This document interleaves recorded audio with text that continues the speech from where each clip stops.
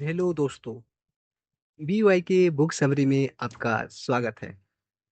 मैं हूं अमीन।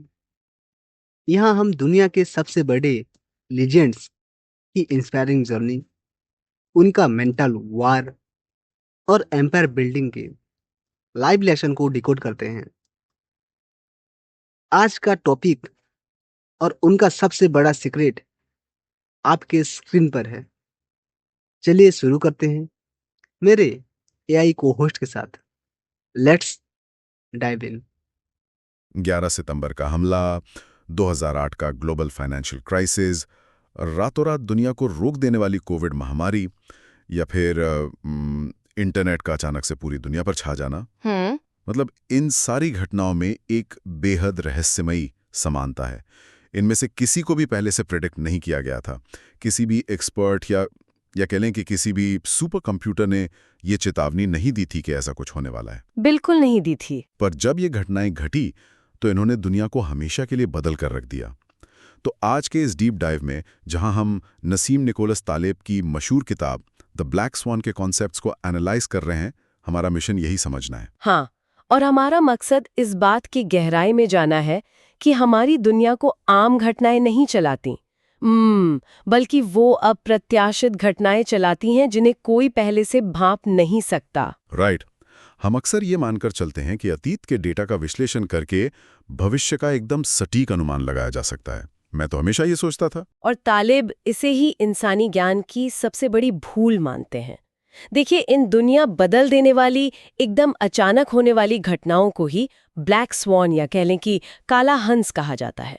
तो मतलब इसके पीछे एक बहुत ही गहरा ऐतिहासिक संदर्भ है ना? हाँ, जो सीधे तौर पर इस बात पर चोट करता है कि इंसान अपनी ज्ञान को लेकर कितना ज्यादा अहंकारी है। एकदम सही। सदियों तक यूरोप में लोगों ने सिर्फ और सिर्फ सफेद हंस ही देखे थे। मतलब कोई और रंग का हंस हो सकता है, ये विचार ही उनके लिए एकदम बेतुका था। क्योंकि उनके पास तो बस वही डेटा था। हाँ, विज्ञान, दर्शन और आम बोलचाल में ये एक अटूट विश्वास बन गया था कि दुनिया के सभी हंस सफेद ही होते हैं। ये उनके लिए पत्थर की लकीर थी। हजारों सालों का डेटा था उनके पास। फिर 17वीं सदी में डच खोजकर्ता पहली बार ऑस्ट्रेलिया पहुंचे। राइट, और उन्होंने वहां काले हंस देखे। राइट। अगर उस पल पर गौर किया जाए तो ये सिर्फ एक पक्षी की खोज नहीं थी। मतलब सदियों की रिसर्च, लाखों सफेद हंसों को देखने का अनुभव, सब कुछ एक झटके में शून्य हो गया। बिल्कुल, सिर्फ एक सिंगल ऑब्जर्वेशन ने सदियों पुराने अटूट विश्वास को हमेशा के लिए खत्म कर दिया। ये घटना इंसानी ज्ञान के एक बुनियादी कमजोरी को दिखाती है कि हम अपने सीमित अनुभवों को ही पूरी दुनिया का अंतिम सच मान लेते हैं। एग्जैक्टली। इसी आधार पर मेरी समझ से तालिब ब्लैक स्वॉन घटनाओं की 3 बहुत ही स्पष्ट खासियतें बताते हैं। पहली ये है कि बहुत ही असंभव या कह लें हाईली इम्प्रॉबेबल लगती हैं। मतलब अतीत के किसी भी डेटा में ऐसा कोई ठोस सबूत नहीं होता जो इसकी तरफ इशारा करे। हाँ, और दूसरी खासियत ये है कि जब ये घटनाएं होती हैं तो इनका असर बहुत विशाल होता है। Massive impact. राइट।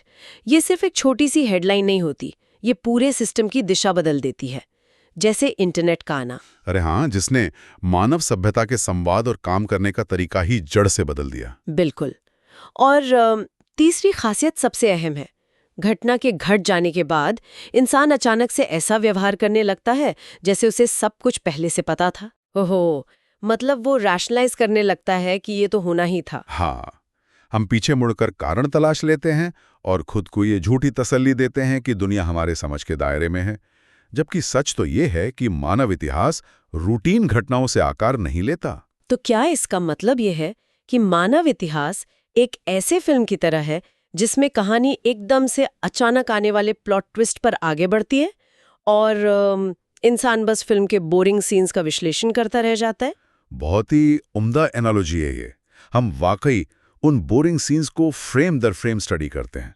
हम मान लेते हैं कि हमें फिल्म की समझ आ गई है। पर जो असली बदलाव लाता है वो तो स्क्रिप्ट में होता ही नहीं है। राइट। जो प्लॉट ट्विस्ट आता है वो पिछली पूरी कहानी का अर्थ ही बदल देता है। पर यार, एक सवाल मेरे दिमाग में आ रहा है। अगर दुनिया के सबसे बड़े एक्सपर्ट्स भी इन प्लॉट ट्विस्ट या झटकों को नहीं देख पाते, तो इसके पीछे क्या कारण है?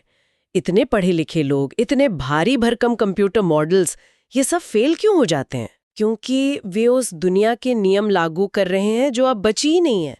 देखिए, तालिब ने इसे समझाने के लिए दुनिया को 2 अलग-अलग हिस्सों में बांटा है, मीडियोक्रिस्टान और एक्सट्रीमिस्टान। मीडियोक्रिस्टान और एक्सट्रीमिस्टान, दिलचस्प नाम है। हाँ, मीडियोक्रिस्टान वो दुनिया है जहां औसत या एवरेज चीजें हावी रहती हैं। यहाँ आउटलायर्स यानी बहुत ही अनोखे या एक्सट्रीम केसेस पूरी तस्वीर को नहीं बदल सकते। अच्छा, जैसे फिजिकल चीजें हो गई, इंसान की हाइट का उदाहरण ले लेते हैं। हाँ, बिल्कुल। मतलब मान लीजिए एक बहुत बड़ा स्टेडियम है और उसमें 1 लाख लोग बैठे हैं। उन सबकी औसत हाइट करीब 5 फीट 5 इंच है। ठीक है। अब अचानक से उस स्टेडियम में दुनिया का सबसे लंबा इंसान आ जाता है। मान लेते हैं उसकी हाइट 8 फीट है। ओके। तो उस एक इंसान के आने से उन 1 लाख लोगों की औसत हाइट पर कोई खास फर्क नहीं पड़ेगा। मतलब मुश्किल से 1 मिलीमीटर का फर्क आएगा। एग्जैक्टली। भौतिक दुनिया इसी मीडियोक्रिस्तान का हिस्सा है। यहाँ कोई भी एक घटना पूरे सिस्टम को नहीं बदल सकती। एक लक्कड़हारा दिन में कितने पेड़ काट लेगा, उसकी एक तय सीमा है। मतलब फिजिकल लिमिट्स हैं। हाँ, लेकिन समस्या तब शुरू होती है जब इंसान इस मीडियोक्रिस्तान के नियमों को आज की आधुनिक दुनिया यानी एक्सट्रीमिस्तान पर लागू करने की कोशिश करता है, जहां आउटलायर सब कुछ तय करते हैं। पर ये समाज मीडियोक्रिस्टान से एक्सट्रीमिस्टान में शिफ्ट कैसे हो गया? इसके पीछे का मुख्य कारण है स्केलेबिलिटी, मतलब चीजों का बिना किसी भौतिक सीमा के बढ़ना। ओह, इंटरनेट और डिजिटाइजेशन की वजह से। बिल्कुल। एक बार सॉफ्टवेयर का कोड लिख दिया गया तो उसे एक आदमी खरीदे या 1 करोड़, बनाने वाले की मेहनत और लागत लगभग वही रहती है। संपत्ति, किताबों की बिक्री, इंटरनेट पर वायरल होने वाले वीडियो, ये सब एक्सट्रीमिस्तान का हिस्सा हैं। तो जो स्टेडियम वाला उदाहरण मैंने दिया था, हाँ, अगर उसे यहाँ संपत्ति पर लागू करके देखें। हाँ, करके देखिए। मान लीजिए उसी स्टेडियम में बैठे 1 लाख लोगों की औसत संपत्ति का हिसाब लगाया जा रहा है और अचानक से दरवाजे से दुनिया का सबसे अमीर इंसान, मान लीजिए बिल गेट्स, अंदर आ जाते हैं। तो क्या होगा? उस एक इंसान की नेटवर्थ ने बाकी 1 लाख लोगों के डेटा को पूरी तरह से निगल लिया। औसत का गणित ही टूट गया। बाप रे, उस कमरे का हर इंसान औसतन अरबपति बन जाएगा। जो कि असल में एक बहुत बड़ा भ्रम है। यही एक्सट्रीमिस्तान की असलियत है। शेयर बाजार, ग्लोबल इकोनॉमी, ये सब इसी दुनिया में काम करते हैं। यहाँ एक ही घटना पूरे सिस्टम का 99% हिस्सा कंट्रोल कर सकती है। तभी 2008 के ग्लोबल फाइनेंशियल क्राइसिस के दौरान यही हुआ था। जहां तक मुझे याद है, दुनिया भर के जो बड़े अर्थशास्त्री थे, उन्होंने क्वांट मॉडल्स का इस्तेमाल किया था। हाँ, उन्होंने मार्केट को मीडियोक्रिस्तान मान लिया था। मतलब उन मॉडल्स में उन्होंने बेल कर्व का इस्तेमाल किया था। एक ऐसा ग्राफ जो ये मान के चलता है कि 99% घटनाएं एक सुरक्षित दायरे के अंदर ही घटेंगी। मुमकिन है। उन्होंने सोचा कि शेयर बाजार में कोई इतनी बड़ी गिरावट नहीं आ सकती जो सब कुछ तबाह कर दे। तो क्या इसका मतलब यह है कि वो फाइनेंशियल एक्सपर्ट्स संपत्ति नापने के लिए ऊंचाई नापने वाले स्केल का इस्तेमाल कर रहे थे? क्या बात है, एकदम सटीक सवाल पूछा है। बिल्कुल यही हो रहा था। जब रियल एस्टेट मार्केट गिरा तो वो गिरावट मीडियोक्रिस्तान वाली नहीं थी, वो एक्सट्रीमिस्तान की तबाही थी। एक बैंक के डूबने ने दूसरे को ट्रिगर किया और पूरा सिस्टम ताश के पत्तों की तरह ढह गया। क्योंकि वो एक्सट्रीम आउटलायर्स को इग्नोर कर रहे थे। पर यार, अगर मॉडल्स गलत थे और क्राइसिस पहले से प्रेडिक्ट नहीं की जा सकी, तो फिर घटना के बाद हर एक्सपर्ट ऐसा बर्ताव क्यों करता है जैसे उसने सब कुछ पहले ही देख लिया था? अरे, 2008 के बाद तो हर कोई टीवी पे यही कह रहा था कि ये बबल तो फूटना ही था। हाँ बिल्कुल, ऐसा क्यों होता है? देखिए, ये मनोविज्ञान और इवोल्यूशनरी बायोलॉजी का एक बहुत ही दिलचस्प पहलू है जिसे तालेब नरेटिव फैलेसी कहते हैं। नैरेटिव फैलेसी मतलब कहानी गढ़ना। हाँ, इंसानी दिमाग को अनिश्चितता से नफरत है। हमारे पूर्वजों को जंगल में जीवित रहने के लिए कारण और प्रभाव, मतलब कॉज और इफेक्ट को जोड़ना जरूरी था। झाड़ियों में हलचल का मतलब शेर हो सकता है, राइट? ये पैटर्न पहचानना सर्वाइवल के लिए जरूरी था। आज हमारा दिमाग उसी सर्वाइवल मैकेनिज्म का इस्तेमाल ग्लोबल इकोनॉमी जैसी जटिल चीजों पर करता है। तो जब भी कोई ब्लैक स्वान घटना घटती है, दिमाग तुरंत एक डिफेंस मैकेनिज्म चालू कर देता है। एक कहानी क्रिएट की जाती है ताकि सब कुछ लॉजिकल लगे। बिल्कुल। 9/11 के बाद लोगों को पुरानी खुफिया रिपोर्ट्स में ऐसे संकेत दिखने लगे जो अब बिल्कुल साफ इशारे लग रहे थे। कोविड के बाद कई एक्सपर्ट्स ने कहा कि ग्लोबल ट्रैवल को देखते हुए ये महामारी तो अटल थी। जबकि सच्चाई ये है कि घटना से पहले किसी ने भी सटीकता से भविष्यवाणी नहीं की थी। नैरेटिव फैलेसी इंसान को अतीत में जाकर एक पैटर्न बनाने पर मजबूर करती है। वह उन फैक्ट्स को चुनता है जो उसकी कहानी में फिट बैठते हैं। ये तो यार बिल्कुल बादलों में आकृतियां ढूंढने जैसा है। हाँ, कैसे? मतलब आसमान में अनगिनत बादल हैं। एक बार किसी ने कह दिया कि देखो वहां उस बादल में एक ड्रैगन बन रहा है, तो हर किसी को वही ड्रैगन दिखने लगता है। पर जब आसमान साफ था तब कोई पहले से ये भविष्यवाणी नहीं कर सकता था कि बादल उस सटीक आकार में ही बनेगा। बहुत ही शानदार बात कही। और बादलों में आकृति तभी दिखती है जब वो बन चुकी होती है। हाँ, घटना के बाद सब ज्ञानी बन जाते हैं। नैरेटिव फैलेसी यही खतरनाक भ्रम पैदा करती है कि इंसान भविष्य को प्रिडिक्ट कर सकता है। समाचार माध्यम इसी पर जीवित हैं। हर शाम किसी घटना का कारण बताकर दुनिया को तसल्ली देना। तो अगर दुनिया एक्सट्रीमिस्ट टान में है, जहां बड़े झटके आते हैं और सारे प्रिडिक्शन मॉडल्स फेल हैं और हमारा खुद का दिमाग हमें झूठी कहानियां सुनाकर धोखा दे रहा है, तो फिर करें क्या? यही सबसे बड़ा सवाल है। इस अनिश्चितता से भरे माहौल में कोई अपना बचाव कैसे करे? कोई प्रैक्टिकल उपाय है क्या? बिल्कुल है। जब प्रिडिक्शन नामुमकिन है तो सारा फोकस तैयारी पर शिफ्ट हो जाना चाहिए। तेलिब इसका एक बहुत ही जबरदस्त उपाय देते हैं जिसे बारबेल स्ट्रैटेजी कहा जाता है। बारबेल? वो जो जिम में वजन उठाने के लिए इस्तेमाल होता है? हाँ, वही बारबेल, जिसके दोनों सिरों पर बहुत सारा वजन होता है और बीच की रॉड एकदम खाली होती है। तालिब का कहना है कि संपत्तियों और जीवन के फैसलों को इसी आकार में ढालना चाहिए। मतलब अपनी कुल संपत्ति का लगभग 90% हिस्सा ऐसी जगहों पर रखना चाहिए जो एकदम अल्ट्रा सेफ हों। बिल्कुल, बहुत ही ज्यादा सुरक्षित, जैसे ट्रेजरी बॉन्ड्स या ऐसा कैश जिसे कोई बड़ा मार्केट क्रैश भी खत्म ना कर सके। ये बारबेल का एक सिरा है। ओके, और बाकी के 10% का क्या? उसे बारबेल के दूसरे सिरे पर रखना है, जो कि extreme high risk high reward वाला एरिया है। मतलब ऐसी जगह जहां डूबने के चांस बहुत ज्यादा हो, लेकिन अगर दांव सफल रहा तो रिटर्न असीमित हो। हाँ, जैसे कि शुरुआती दौर के स्टार्टअप्स में निवेश करना या स्पेक्युलेटिव ऑप्शंस। बीच का रास्ता पूरी तरह खाली छोड़ देना चाहिए। पर एक मिनट रुकिए, यह तो फाइनेंस के उस गोल्डन रूल के बिल्कुल खिलाफ है जो हमें हमेशा सिखाया जाता है। कौन सा रूल? यही कि मिडिल ग्राउंड या मध्यम रिस्क लेना चाहिए। हमेशा कहा जाता है कि एक सेफली डाइवर्सिफाइड पोर्टफोलियो बनाना चाहिए। बारबेल स्ट्रैटेजी तो बीच के रास्ते को छोड़ने को कह रही है। क्या मध्यम रिस्क लेना सबसे बड़ा खतरा है? मेरी नजर में हाँ। जो मॉडरेट रिस्क होता है वो सबसे खतरनाक होता है। वो कैसे? सामान्य दिनों में तो वो फायदा देता है ना? देता है, पर वो एक्सट्रीमिस्ट स्टैंड के एक बड़े नेगेटिव ब्लैक स्वॉन के सामने पूरी तरह असहाय होता है। 2008 जैसे क्रैश में वो पूरा मॉडरेट पोर्टफोलियो रातों रात 80% साफ हो जाता है। ओ, समझ गया।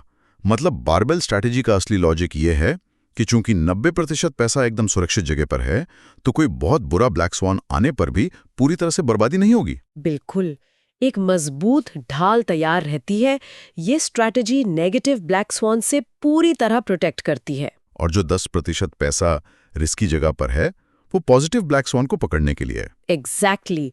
अगर 10 स्टार्टअप्स में से 9 डूब भी गए, लेकिन एक भी अगला टेक जाइंट बन गया, तो वो इतना रिटर्न देगा कि बाकी सारे नुकसान कवर हो जाएंगे। मतलब ये अप्रोच अनिश्चितता से लड़ने की कोशिश ही नहीं कर रही। एकदम सही पकड़े हैं। इसका मंत्र ये है कि ये नहीं पता कि कल क्या होगा, इसलिए बुरे से बुरे वक्त के लिए ढाल बनाओ और अच्छे वक्त को पकड़ने के लिए जाल बिछाओ। और इसी से इस पूरी चर्चा का सबसे गहरा कॉन्सेप्ट निकलता है, जिसे स्रोत में एंटी फ्रेजाइल माइंडसेट का नाम दिया गया है। Anti fragile?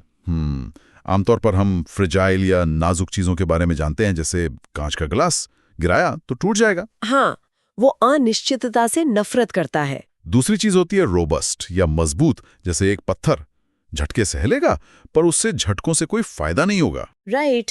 लेकिन एक तीसरी कैटेगरी भी है जिसका कोई सीधा विलोम शब्द ही नहीं था।